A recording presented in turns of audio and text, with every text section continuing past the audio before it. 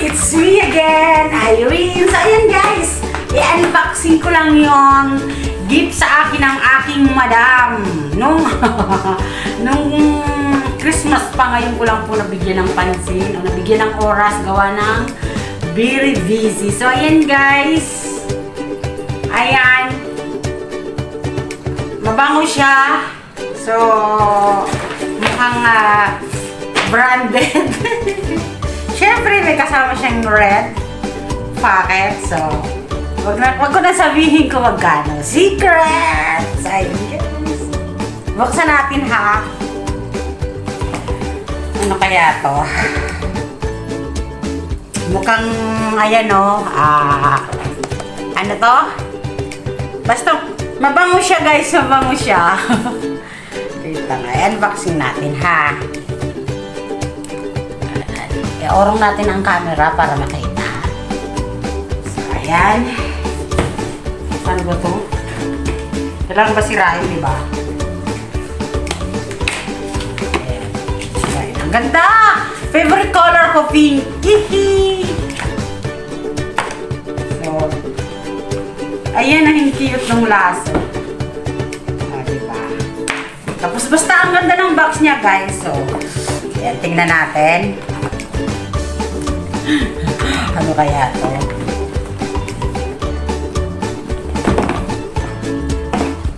Hindi siya mabuksan. Ay, ayan. Nabuksan ko rin. Ay, ayan guys. Pampaganda. Pampaganda guys. Ano to? Pampaganda siya guys. Oh, ito is The Ritual of Sakura Magic Touch Body Cream. Yan, body cream siya.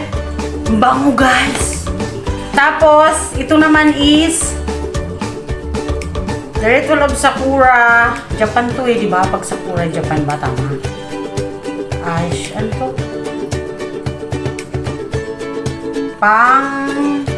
Ano to?